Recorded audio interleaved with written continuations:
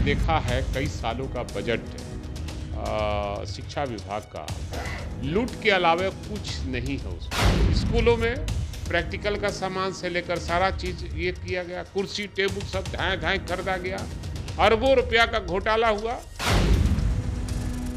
हाँ, ये मानते जरूर हैं कि कुछ मामले में सुधार हुआ है शिक्षा विभाग में, जो सही बात है उसको मैं मानूंगा कि जो विद्यार्थी पहले नहीं आते थे वो आना शुरू किए, जो शिक्षक नहीं आते थे वो टाइम पर आना शुरू किए।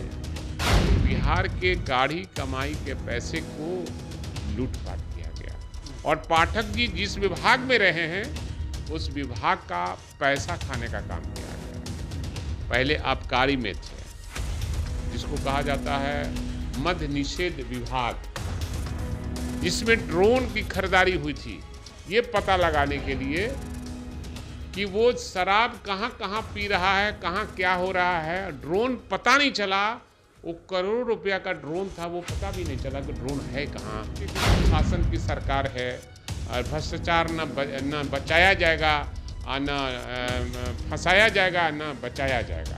हमको तो लगता है कि ये सरकार में केवल बचाने का काम चल रहा है भ्रष्टाचारियों को, और मुख्यमंत्री के इर्द गिर्द में वैसे ही लोग बैठ रहे हैं जो भ्रष्ट किस्म के लोग हैं, जिन पर कई तरह के आरोप लगे। तो हमने कहा था कि बिहार को विशेष राज्य का दर्जा मिलना चाहिए, ये एक सवाल।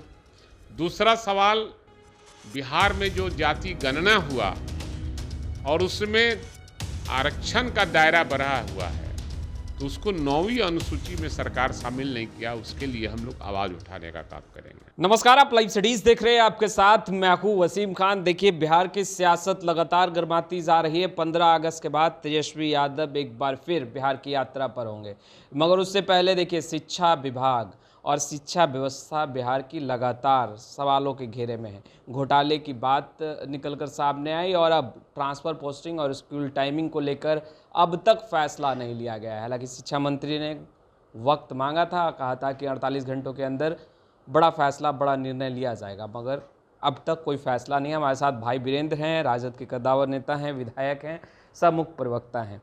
सर, शिक्षा विभाग में घोटाले की बात सदन के अंदर ही उजागर हुई। कहा गया कि बेशक जांच प्रक्रियाएं होंगी, कमेटी बनाने की भी बात कही गई थी, मगर अब तक वैसा कुछ लग नहीं रहा है कि जांच प्रक्रियाओं की शुरुआत हो गई है।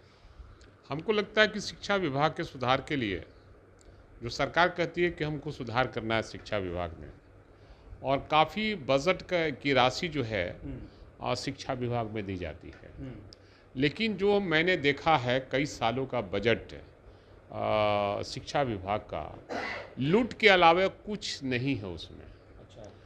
और के पाठक जी जो शिक्षा विभाग के एसीएस थे और उनके खिलाफ में कई मामले भी उठे शिक्षकों के द्वारा, हर दल के नेताओं के द्वारा।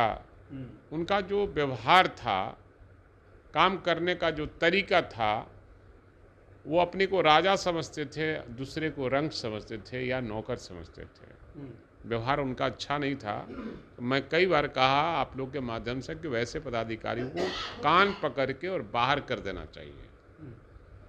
और जो जांच हुई है, जो सामने आया है, उसमें ये पता चला कि जो 160 रुपये का बैग था उसको 1200 रुपया में विद्यार्थियों को मुहैया कराया गया।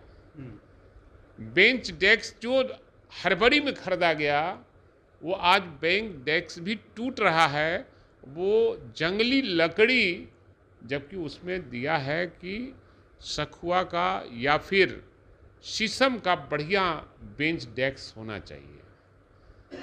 उसी तरह हर तरह का सप्लाई किया गया। स्कूलों में प्रैक्टिकल का सामान से लेकर सारा चीज ये किया गया, कुर्सी टेबल सब धाए धाए खरीदा गया, अरबों रुपया का घोटाला हुआ। हाँ, ये मानते जरूर हैं कि कुछ मामले में सुधार हुआ है शिक्षा विभाग में, जो सही बात है उसको मैं मानूंगा कि जो विद्यार्थी पहले नहीं आते थे वो आना शुरू किए, जो शिक्षक नहीं आते थे वो टाइम पर आना शुरू किए। लेकिन उससे ज़्यादा खराबी है कि बिहार के गाढ़ी कमाई के पैसे को लूटपाट किया गया। और पाठक जी जिस विभाग में रहे हैं उस विभाग का पैसा खाने का काम किया गया। पहले आबकारी में थे, जिसको कहा जाता है मद्य निषेध विभाग, जिसमें ड्रोन की खरीदारी हुई थी ये पता लगाने के लिए कि वो शराब कहाँ कहाँ पी रहा है, कहाँ क्या हो रहा है। ड्रोन पता नहीं चला, वो करोड़ों रुपया का ड्रोन था, वो पता भी नहीं चला कि ड्रोन है कहाँ, कौन लोगों के पास गया, क्या हाँ बेच दिया गया कि क्या किया गया। तो ये बिहार की जनता की गाड़ी कमाई का वो पैसा था। किसी के सरकार हमारी हो चाहे किसी की सरकार हो, वो सरकार का पैसा नहीं होता है, वो जनता का पैसा होता है। तो जनता का पैसे का बंदर बांट किया गया है। इसलिए मैं कहूँगा कि बिहार में शिक्षा विभाग में जितना एनार्की है उसकी जांच निश्चित रूप से होना चाहिए। लेकिन हमको नहीं लगता, जिस मुख्यमंत्री पर हम लोग को ये लगता है था पहले कि कहते थे कि सुशासन की सरकार है और भ्रष्टाचार न बचाया जाएगा, न फंसाया जाएगा, न बचाया जाएगा।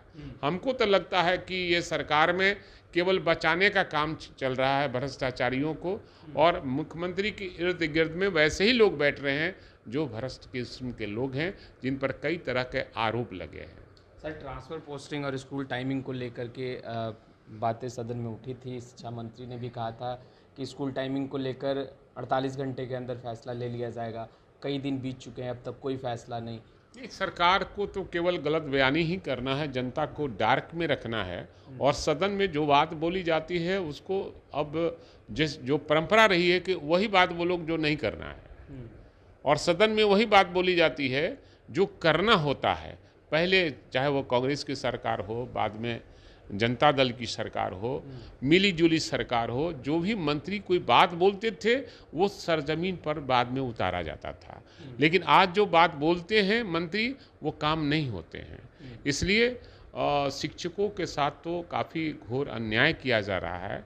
और हमने इस सदन में कई बार माननीय मुख्यमंत्री को भी इशारा करके और कहा कि जब आपकी बात और आपके आदेश का पालन एससीएस नहीं कर रहे हैं, वैसे पदाधिकारियों को कान पकड़ के बाहर कीजिए। तो वो कहते कि नहीं, अच्छे ईमानदार आदमी है। तो अब तो ईमानदारी पता चल रहा है कि कितने अरब का घोटाला किया है, वो कितने अरब का घोटाला किया है। मैं इसकी जांच में लगा हूं, और लोक लेखा के विधानसभा में सभापति हैं, हमारे यहाँ कई अभिलेख देखने को मिला है, मैं देखूंगा उसको।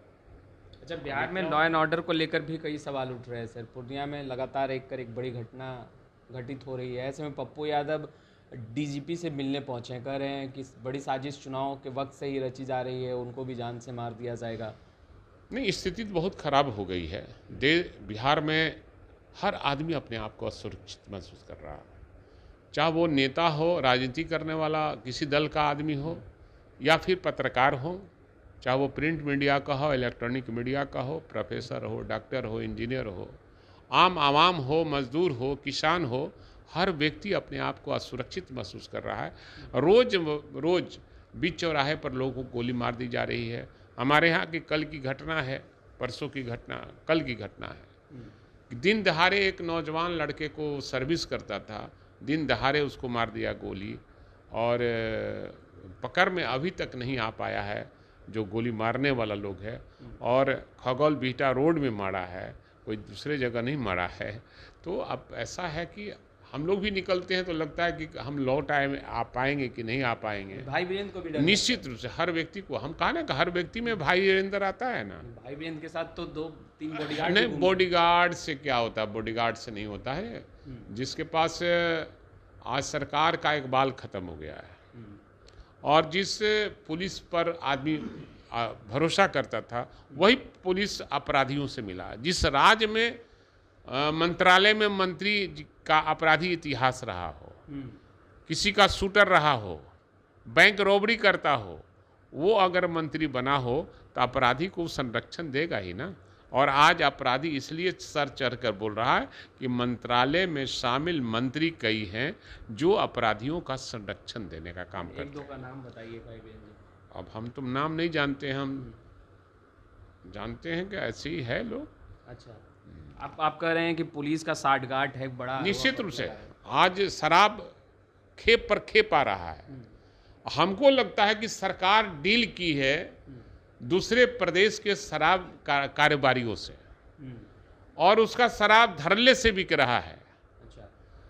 और छोटे छोटे जो पॉकेट के लोग हैं जो शराब 2, 4, 10 बोतल बेचते हैं, मैं शराब के खिलाफ में राजनीति शुरू किया था। कोई अगर सुन रहा है मेरी बात को, चाहे वो सरकार हो चाहे कोई भी हो, मैं बताना चाहता हूं कि भाई वीरेंद्र का इतिहास रहा है कि शराब के खिलाफ में मैं आंदोलन शुरू किया था। 80 के दशक की बात में बढ़ रहा हूँ, 1980, जब शराब को लोग गले लगाते थे, मैं मैंने उसके खिलाफ में आंदोलन अपने विधानसभा क्षेत्र में क्या करते थे। लेकिन आज सरकार जहां 14,000 करोड़ 13,000 करोड़ का मुनाफा होता, उससे ये आता, राजस्व आता, सरकार ने बंद किया। मैं उसका स्वागत करता हूं, लेकिन सरकार पिछले दरवाजे से शराब कारोबारियों से मिली हुई है और अरबों रुपया सरकार कमा रही है। आखिरी सवाल, 15 अगस्त के बाद तेजस्वी यादव बिहार की यात्रा पर होंगे, गांव-गांव जाएंगे, घर घर जाएंगे, मगर अब एनडीए के नेता कह रहे हैं कि तेजस्वी यादव ढोंग करते हैं, दिखावा करते हैं, ढोंगी हैं। अब सवाल है, जो बोलता है उससे पूछिए कि आप कितना बड़ा ढोंगी हैं। हमारे नेता तो इतना बात हम लोगों ने किया कि सदन जब चल रहा था तो आप लोग भी पूछते थे कि आप सरकार को किस बात पर घेरेंगे, तो हमने कहा था कि बिहार में बिहार को विशेष राज्य का दर्जा मिलना चाहिए, ये एक सवाल।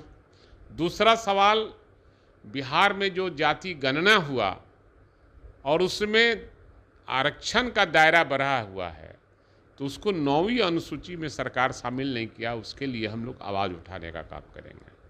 बिहार में जो अपराध का ग्राफ बढ़ता चला जा रहा है, अपराधी सर चढ़ कर बोल रहा है और अपराध रुक नहीं रहा है, इन सवालों को और अपने अपने क्षेत्र के विकास के लिए और बिहार के विकास के लिए हम लोग आवाज़ उठाने का काम करेंगे। आज हमारे नेता तेजस्वी प्रसाद यादव ने प्लान बनाया है कि हम अगस्त के माह में